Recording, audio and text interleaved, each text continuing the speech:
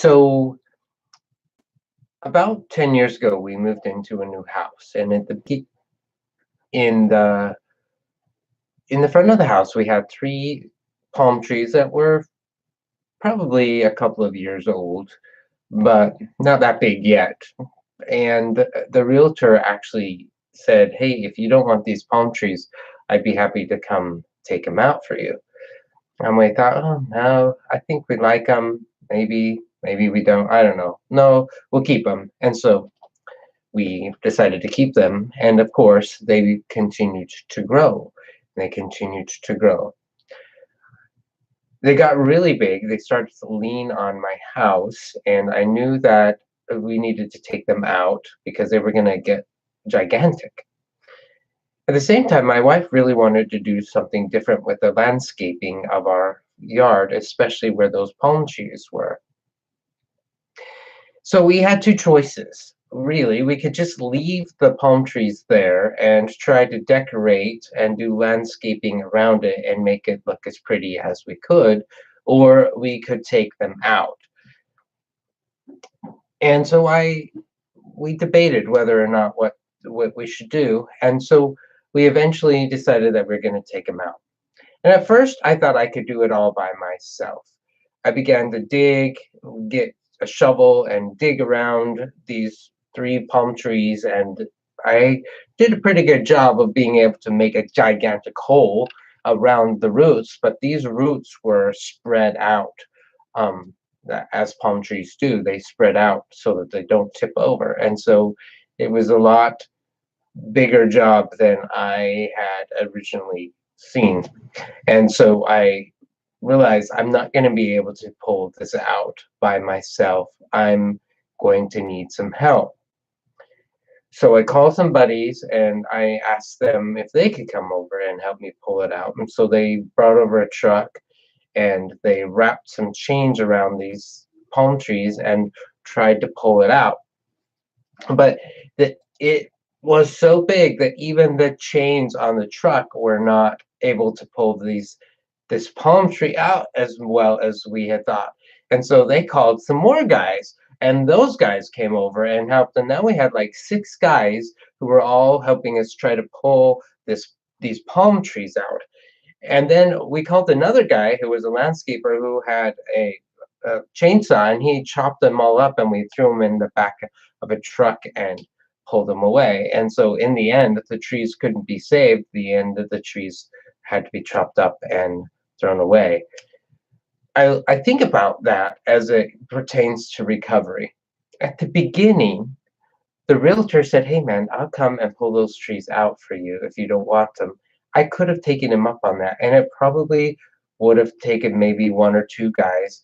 They would have reached in, pulled them out, put them in the truck, taken them away, could have planted them somewhere else, and it would have been great, and we could have figured out what we wanted to do with the landscaping. But I decided to wait. I decided, nah, that seems too much of a hassle. I don't know. I think maybe I like the trees, even though if I were honest, I really never did. And so I waited and I waited for a long time. And so now the roots of the trees have gotten deep inside, and it took a lot more effort to pull them out. And I think about as recovery, early on in recovery or early on in addiction, and when life throws hard things at us, early on we can probably handle those really well. We can go get some help. We can tie those things up, get those fixed, and be able to move on with our life without a whole lot of consequences. But a lot of us put that off. We decide, no, I don't want to address my wounds.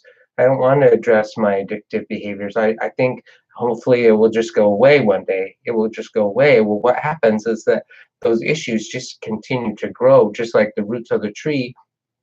And now I'm going to need more help. I'm going to need a lot more support. I'm going to need a lot more tools. It's going to cost a lot more money. There's going to be a lot more waste because I waited so long to get these things taken care of. So that's part of the analogy, is don't wait so long. Get some help. If someone's willing to offer, take them up on it. See what they can do to help and make it easier. so that the job doesn't get bigger and more massive. Now, when the trees were all cleared out and they finally were able to clear them out, I now had this gigantic hole in my yard. It was huge where the roots had been. And we didn't know what we were going to do with that. And that's the same with recovery too. When we finally remove some of the stuff that has been perpetuating our addiction and perpetuating our recovery issues or the lack thereof, when we finally remove it, there's going to be a big old hole left. And if we don't do something to cover up that hole and fill it in healthy ways, we're going to put some other numbing, unhealthy things into that hole to try and fill it up because it's going to feel really empty. It's going to feel painful almost.